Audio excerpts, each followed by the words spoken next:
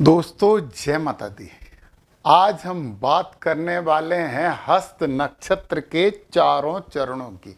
क्योंकि जब आप किसी नक्षत्र में जन्म लेते हो तो उसके किसी ना किसी चरण में जन्म लेते हो। चरण वास्तविकता दर्शाते हैं और ये बताते हैं कि ऐसा क्या किया जाए कि हमारी जिंदगी में और शुभता बढ़ जाए। तो असली शक्ति नक्षत्र के बाद चरण की होती है और हस्त नक्षत्र के चारों चरणों में होती है कन्या राशि। बुध महाराज की राशि है। बुद्धिमान तो हो, मतलब मानसिक रूप से तो एक व्यापारी आप हो ही। और हस्त के देवता हैं सविता। सूर्य का एक रूप होता है, परंतु सविता का अर्थ होता है सृजन की दिव्य शक्ति, कर्म से प्रकाश, हाथों से सेवा और साधना। हस्त नक्षत्र का व्यक्ति जब किसी की मदद करता है वहीं उसकी आध्यात्मिक उन्नति शुरू होती है। ये सबसे बड़ी रेमेडी है आपके लिए। कौशल, नियंत्रण, सृजन को हाथों से आकार देने की शक्ति वाले लोगों, यह वह ऊर्जा है जो सोच को वास्तविकता में बदल देती है। कपोल कल्पनाएं नहीं करते हो। आपकी असली ताकत है परिस्थितियों को अपने हाथ में ले लेना, असंभव को संभव करना और बातचीत से काम निकलवाना और कौशल से पहचान बनाना। मतलब सीधी सी बात यह है कि ये हुनर का नक्षत्र है। चलिए, यदि आपने हस्त नक्षत्र में जन्म लिया है तो चंद्रमा इसके ग्रह हैं, थोड़े से संवेदनशील तो आप हो। और हस्त नक्षत्र के पहले चरण में आपने जन्म लिया है, हम इसकी बात कर रहे हैं।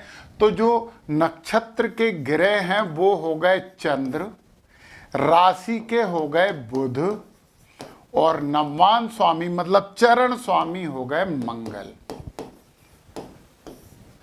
अब देखिए, ये संवेदना, ये बुद्धि और ये ऊर्जा। ऊर्जा भी एग्रेशन वाली, थोड़े से एग्रेसिव होते हो।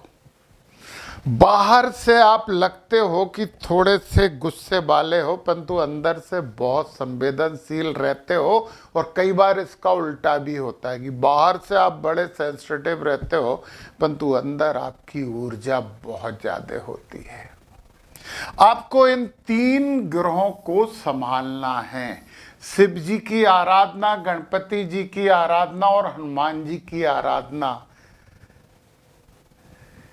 ये करिए। अपनी कुंडली में इनकी जगह, इनका स्थान देखिए, वो ही घर आपके लिए बहुत फायदेमंद होने वाले हैं। ये धर्म का नक्षत्र है। सही आचरण, नैतिक कर्तव्य से आपका भाग्योदय होगा ही होगा।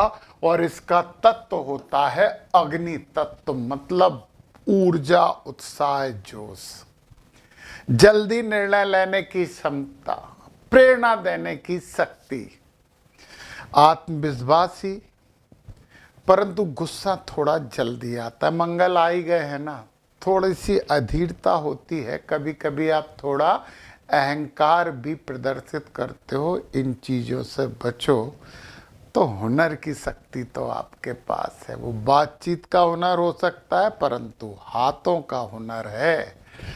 चलिए, अब हम बात करते हैं चरण 2 की। हस्त नक्षत्र में जिन्होंने दूसरे चरण में जन्म लिया है, हर कुंडली में आप कहीं से भी बना लो, नक्षत्र के सामने चरण का संख्या लिखी रहती है, 1 2 3 4, तो वहां से देख सकते हो।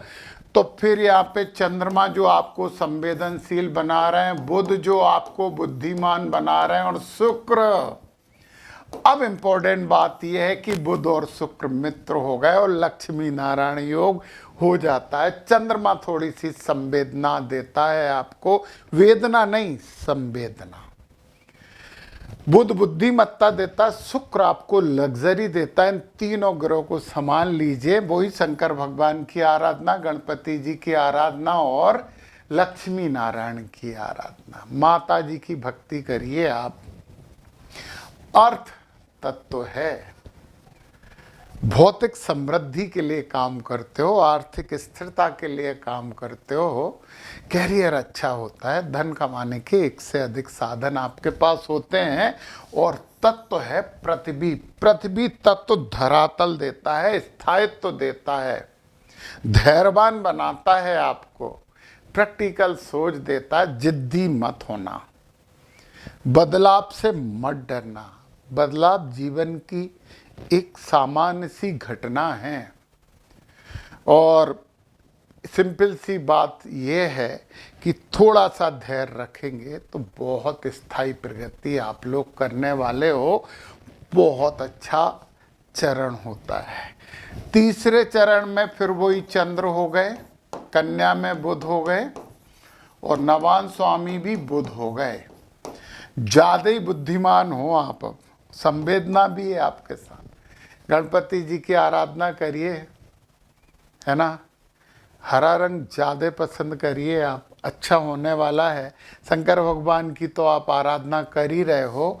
ये काम है, इच्छाएं बहुत होती हैं, सुख सुविधा आपको बहुत पसंद है, प्रेम प्यार वाले लोग हो आप, बहुत अच्छी बात है। वायु तत्व है, कम्युनिकेशन स्किल बहुत अच्छी होती है, सोचने समझने की क्षमता आप में अच्छी होती है।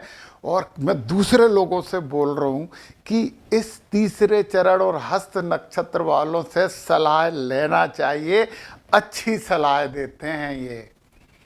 तो ये तो बहुत ही अच्छी बात हो गई। मन थोड़ा चंचल होता है, निर्णय में थोड़े से कंफ्यूज ये होते हैं, जबकि अच्छी सलाह देते हैं परंतु खुद कंफ्यूज हो जाते हैं। तो ध्यान और योग से काम अच्छा हो सकता है।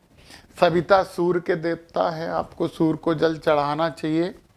चलिए चौथे चरण की बात करें। चंद्रमा संवेदनशील तो आ ही गए, बुध बुद्धिमत्तापूर्ण बात तो हो ही गई, और फिर चंद्रमा आ गए, थोड़े ज्यादा संवेदनशील आप होते हो। और यह मोक्ष हो गया, तत्व भी जल हो गया। संवेदनाओं पे काम करना पड़ेगा, इमोशंस पे काम करना पड़ेगा। ध्यान करिए और शंकर भगवान की आराधना करिए। पूर्णिमा के दिन चंद्रमा की रोशनी में थोड़ी देर खड़े रहिए। दूज के दिन जो चंद्रमा ऐसा होता है, ऊपर आसमान में देख के नीचे शिव जी की कल्पना कीजिए, आपको बहुत अच्छा होगा। अध्यात्म आप में विरासत मिली है आपको, मुक्ति विरक्ति स्वतंत्रता के लिए आप काम करते हो। संवेदनशील आप होते ही हो, पर केयरिंग हो, समझ बहुत अच्छी होती है, सोच गहरी होती है, परंतु हर्ट बहुत जल्दी हो जाते हो, मूड स्विंग होता रहता है। मैंने जो उपाय बताए हैं वो उपाय अपनाइए। ओम सवित्रे नमः का भी जाप करिए।